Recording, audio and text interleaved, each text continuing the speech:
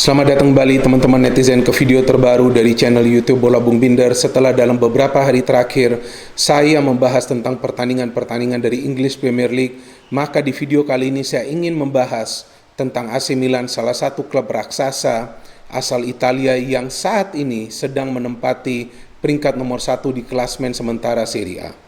Kenapa saya sering membahas tentang AC Milan? Walaupun saya juga pernah membahas tentang Internazionale Milan dan juga Juventus. Karena saya melihat perkembangan AC Milan ini sesuatu yang berbeda dari klub-klub di Italia lainnya. Karena AC Milan berinvestasi di pemain-pemain muda.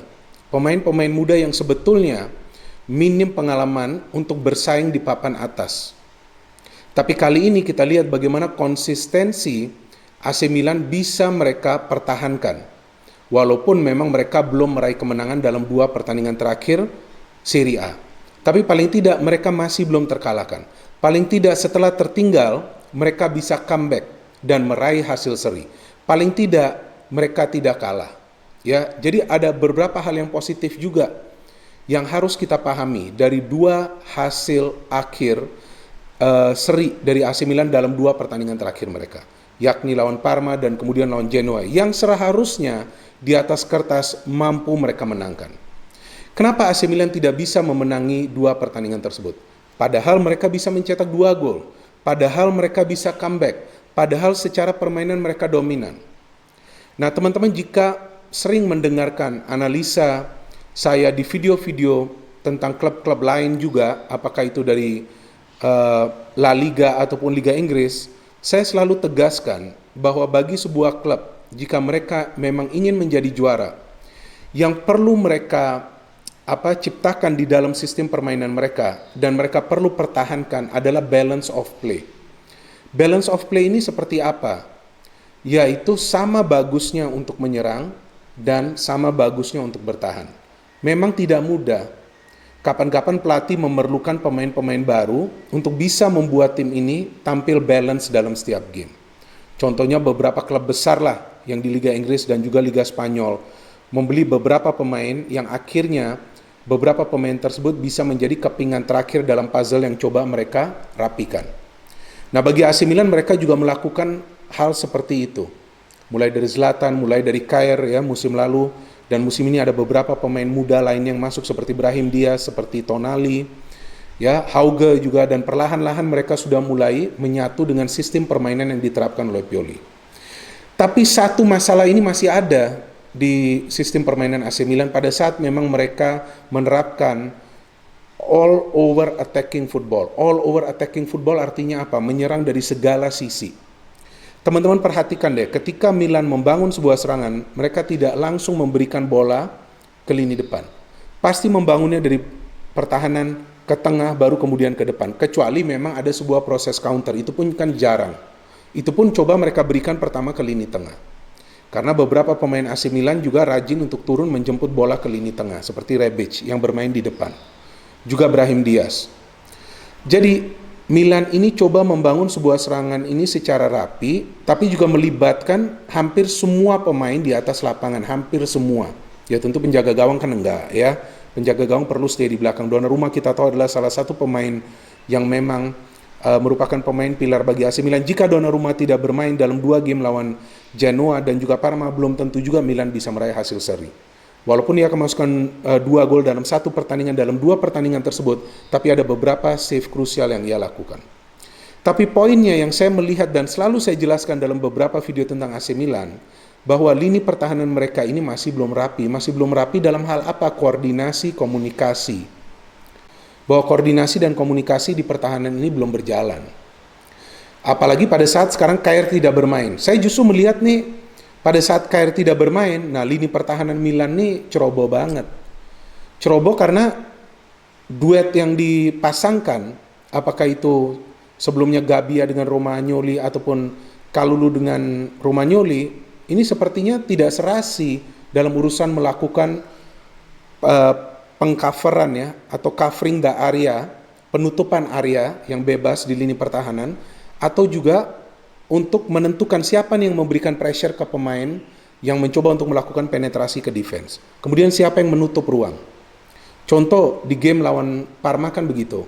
Kalulu coba menutup gerakan dari Gervinho, tapi pada saat Gervinho memberikan crossing, tidak ada Romagnoli di tengah. Saya melihat ada Kessie dan juga Benacer. Nah, akhirnya bisa tercetak gol dari Parma. Di gol kedua Parma juga seperti itu, cepat serangan dibangun.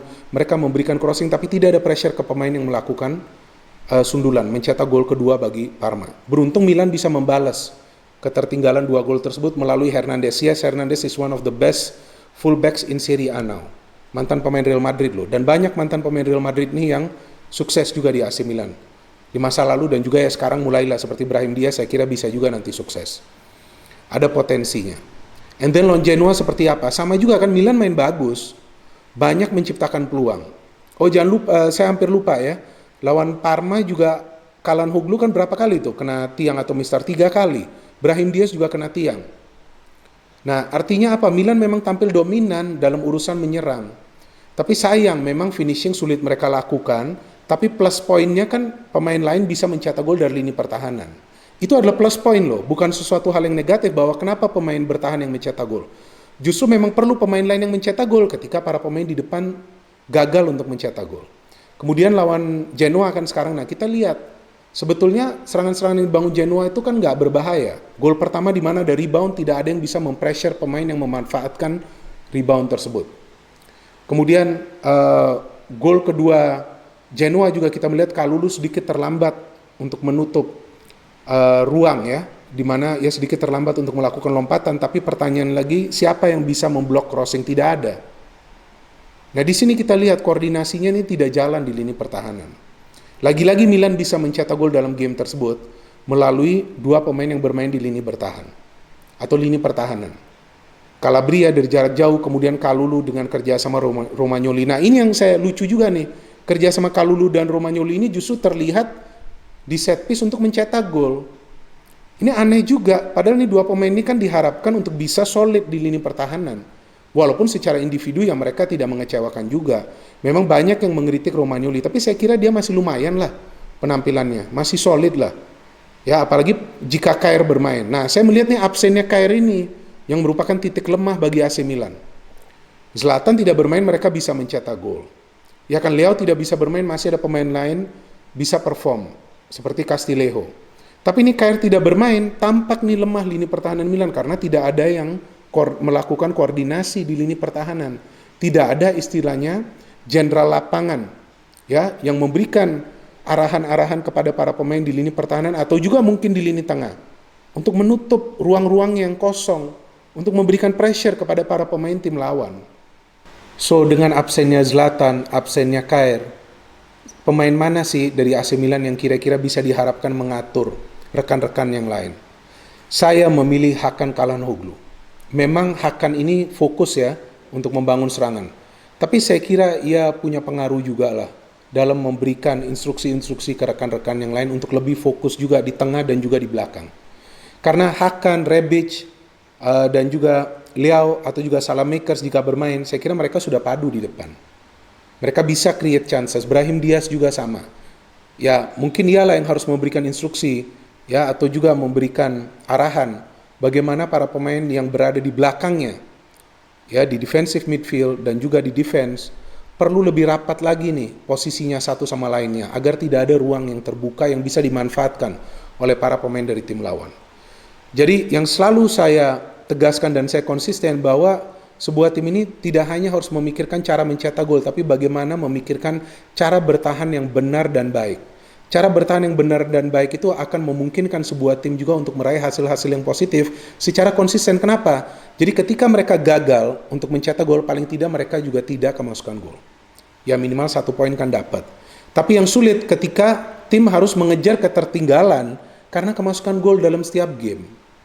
Nah bagaimana nanti jika ada sebuah kesulitan di mana mereka tidak bisa comeback? Itu kan bisa terjadi juga dengan AC Milan. Oke, mereka bisa comeback nih. Sebelumnya lawan Celtic juga ada comeback ya kan di Europa League. Terus lawan Parma mereka comeback, lawan Genoa, tapi belum tentu nanti lawan Sassuolo mereka bisa comeback. Sassuolo juga adalah tim yang performanya sekarang lagi stabil, lagi bagus. Mereka baru kalah 1 kali loh lawan Internazionale Milan. Bagaimana Internazionale Milan bisa menang? Coba teman-teman perhatikan, Internazionale Milan tidak keluar menyerang. Mereka bermain rapat di tengah, rapat di belakang, dan mereka memanfaatkan jika saja ada kepanikan di pertahanan dari Sassuolo. Dan perhatikan, Inter mengirimkan langsung umpan-umpan long ball ke pertahanan dari Sassuolo. Route 1 artinya yang mereka ambil, artinya rute nomor 1, langsung berikan umpan jarak jauh. Dan mereka berhasil menciptakan beberapa peluang, walaupun mungkin hanya 4 shot on target. Mereka tidak mendominasi jalannya pertandingan, tapi mereka bisa mencetak 3 gol. Ada kepanikan yang mereka manfaatkan di defense Sassuolo untuk mencetak gol. Ada juga sebuah proses serangan cepat yang bisa mereka lakukan untuk mencetak gol ketiga. Padahal kita tahu di game itu yang bermain sebagai striker adalah Alexis Sanchez dan juga Martinez ya dari awal. Tapi mereka bisa kan mencetak gol. Yang mereka juga bisa menyulitkan para pemain Sassuolo. Jadi itu dia kuncinya bagi AC Milan. Disiplinlah di lini pertahanan. Oke, saya akhiri saja video saya di sini. Prediksi Sassuolo lawan Milan.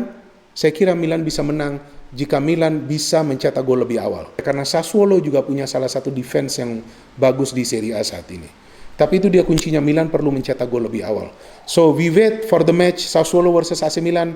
Saya ingin terima kasih kepada teman-teman yang telah menonton video ini. Silakan memberikan counter analisa Anda dan silakan berikan komen yang positif dan juga bijak. Jangan lupa tekan tanda like. No hate, only football. Salam sepak bola.